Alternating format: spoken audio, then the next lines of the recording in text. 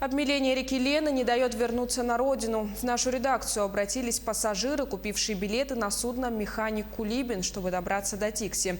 Однако рейс находится под угрозой срыва. Его могут отменить из-за мелководья на Лене.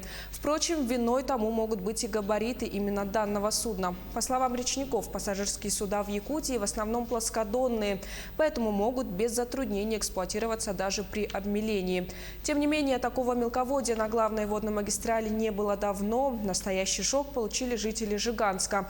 Там устье реки Лены настолько обмелело, что если раньше через него переправлялись исключительно на паромах и моторках, то теперь жители переходят устье реки пешком. Мы, коренные жители села Жиганск, не помним, чтобы на нашей великой реке Лене был такой большой спад воды.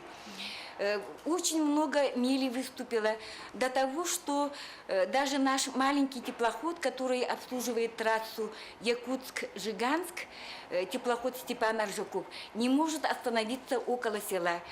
Стал останавливаться буквально в 3 километрах от села. Еще большие неудобства, чем мы, жители районного центра, испытывают жители маленьких наших сел, где речки Бестяг, Бахнай и Кыстатым совсем пересохли. И это очень затрудняет перевоз до этих маленьких населенных пунктов продуктов питания.